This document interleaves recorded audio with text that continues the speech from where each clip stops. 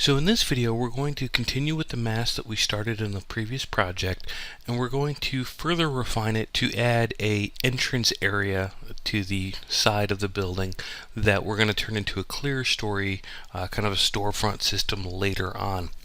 So in this video we're going to work with creating additional masses, a couple of different ways of doing that, as well as joining and editing masses together to make them one unit, and then we're going to finish the mass and get back into the main Revit project where we will, in the next video, create walls, roofs, floors, and other elements.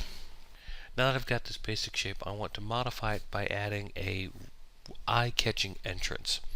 So I'm going to rotate it around to this side, and I'm going to draw a new circle.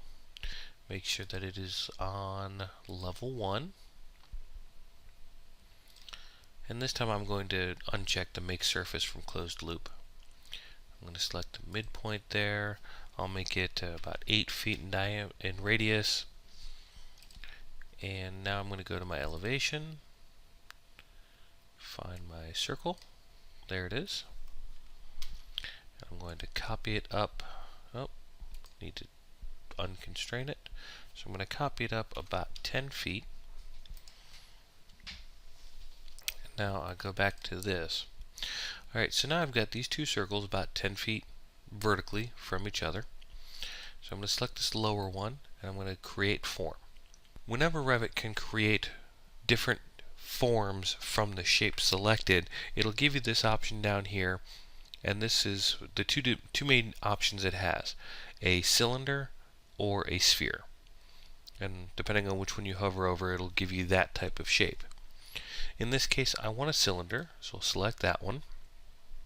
Great, gives me the cylinder I wanted. And I'll end up modifying its height in just a minute, but to make it easier, I'm going to leave it the height it is. I want to make selecting this circle easier. And again, I'm going to create form. In this one, I'm going to create a sphere.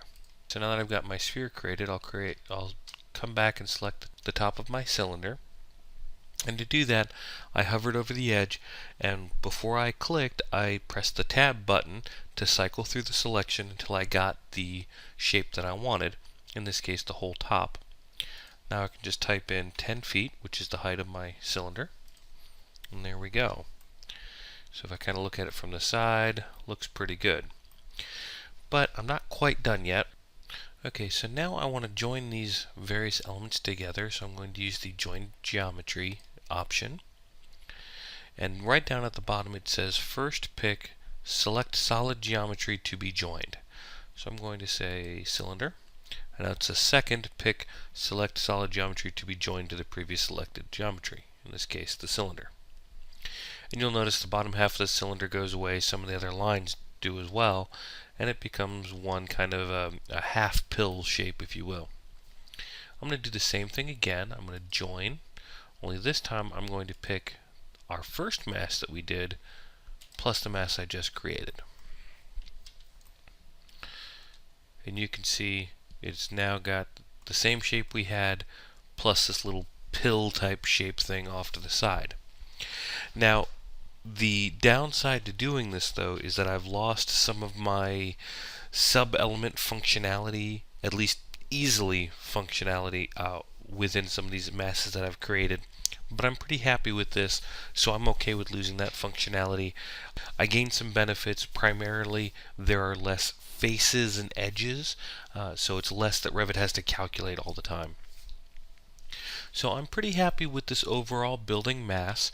I think it's kind of cool, little twisty, got some nice curves to it. So I'll go ahead and say Finish Mass. Now everything we've done up till now has been inside of one mass object. So a single mass can contain multiple elements. They don't have to be joined together. In this case I did. So we'll go ahead and finish that mass. And now I'm back inside of my standard Revit project where I would normally create my walls, doors, windows, ceilings, roofs, all that sorts of stuff. So in this video we covered how to further refine a mass, create additional parts to it, and join those elements together to create even more complex shapes. In the next video, we're going to talk about how to take this mass and add things like walls, floors, ceilings, even the storefront system to it. So hope you enjoyed this video and look forward to seeing you in the next one.